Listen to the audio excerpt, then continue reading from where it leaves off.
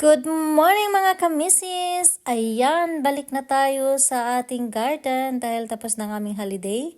At kababalik lang pala namin kagabi galing Pinas. So ayan, saglit lang, 2 weeks lang kami doon dahil may nasikaso lang kami sa nabili pala naming lupa.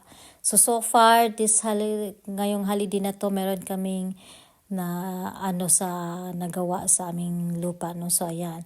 So, ayan, dito tayo sa ating video.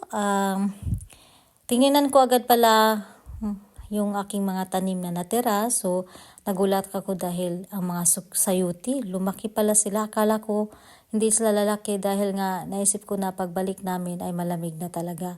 So, hindi na lalaki yung aking mga sayuti na titirang maliliit na bunga. Pero ngayon, meron akong nakuha. 6 na piraso na malalaki. So, ayan, meron pa tayong magugulay. So, ayan, at marami pa rin silang maliliit na bunga. At sa tingin ko, hindi na to lalaki dahil nga ang weather ay wala ng araw talaga. So, at try ko pa rin na tanggalan ng mga malalaking bunga ay dahon. Para just in case, baka gusto pa nilang lumaki yung mga natirang bunga, no? So, ayan, tinatanggalan ko. At dahil nga, sayang naman din kung hindi sila lalaki, ang dami-dami pa. So, ayan. So far, marami akong na-harvest dito sa aking sayuti dahil bago kami umalis. Nag-holiday sa Pinas, ay nag-harvest din ako ng marami-rami dito kahit hindi pa gaya nito kalaki. Kasi inaisip ko na baka malanta nga, kaya hinarvest ko na yung naunang bunga nito.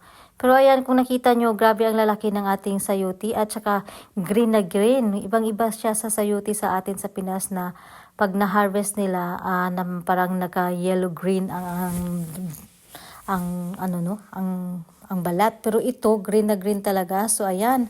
So dito naman tayo sa meron tayong kunting natirang zucchini, may isa akong nakita, kaya ayan, ipipik na natin dahil sayang din na hindi natin hayaan lang at malanta sa lamig. So, yung ibang bunga pala hindi nakasurvive dahil marami-rami din ang nalanta. So, ito lang talaga ang hindi nalanta. So, ayan, at least meron tayong isang natira. So, ganito dito pag winter na, no? Pa-winter na tayo. So, wala na, ang ating mga tanim talaga ay hindi na mapakinabangan. So, ayan. At meron din akong konting natira pa na kamatis, isang puno, at least may bunga pang hindi nalanta. So, kaya ayan, kukunin natin. So, and then ang natira na lang talaga, meron akong alugbati, pero ang alugbati hindi na siya pwede dahil nga nalanta na yung mga dahon. Kaya ayan, maglipat ako sa tanim nito sa loob. So, ayan. So, ang harvest natin dito ay ang aking rucola. Ayan, ang pang-salad. Masarap to guys. Ano siya mga kamisis, mapait siya pero masarap at maraming benepisyo. Akala ko kasi hinarvest ng kapitbahay namin na iniwanan sa mga pusa namin. Kaso hindi. Kaya yan, mag-harvest ako tapos ibigay ko sa kanila kasi ang dami naman. Hindi ko naman ito mauubos dahil grabe pala to pag pag ito ang itanim mo, maganda siya kasi walang tigil. Pag i-harvest mo lang kabuuan, magtutubo ng panibagong dahon. Ayan, so may panibagong ha-harvestin ka na naman. So, ayan. Na-try ko pala to nung nagpunta pa ako sa Abu Dhabi dati na ito yung ginakain namin sa salad dahil masarap nga siya. Lemon lang at saka yung cucumber, yun na. At ito ang sauce, ito ang panghalo mo. Nako, masarap. So, ayan.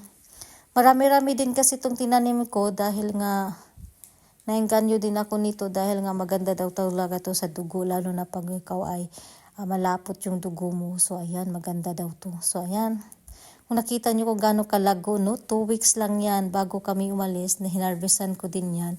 Tapos ayan, pagbalik ko, ayan na siya. Ganyan na siya kalago, so ang dami. So itong lahat ng harvest ko ay rucola ibigay ko sa kapitbahay namin dahil mahilig din talaga siya na magkain ng mga salad dahil siya ay vegetarian. So ayan, ibigay na natin ito mamaya pag dumating sila kasi nakita ko wala namang tao sa bahay. So ayan, antayin lang natin nun na merong tao tapos ayan, ibigay natin to sa kanila dahil okay lang din yan dahil nga kahit paano nagbabantay sila sa pusa namin pag nag-holiday kami. So ayan, at saka walang bayad. So mga gulay-gulay lang kung anong mga tanim ko sa pag nagga-garden, yun lang ay bibigay ko sa kanila, no. Para naman pasalamat dahil sa nga hindi sila nagpapabayad pag pag nagbantay sa aming pusa. So ayan. So itong isang buong bakit na yan ang ibigay ko sa kanila. So ayan, at meron pa naman akong sa aking natira. So ayan nga kamisis, no, ito lang talaga ang aking libangan dito. At ngayon nga na magsa-summer, magwi-winter na, ay wala na akong libangan nito. Dito na tayo sa loob ng bahay. Kung ano-ano na lang gagawin natin, yun na lang. Magantay na naman tayo sa susunod na summer. So ayan mga kamisis, pag meron talaga tayong tanim, meron tayong anihin, no? Sipag lang talaga, at saka malaking tulong na rin yan mga kamisis sa ating pang-araw-araw na ating mga gagamitin, no? Lalo na pang mga bilihin ngayon ay nagmamahala na. So, ayan, magbatuto tayong magtanim-tanim ng kahit kunti. At para ay makatulong sa ating pang-araw-araw. So, ayan mga kamisis, ito lang, hanggang dito lang ang ating video at tayo ay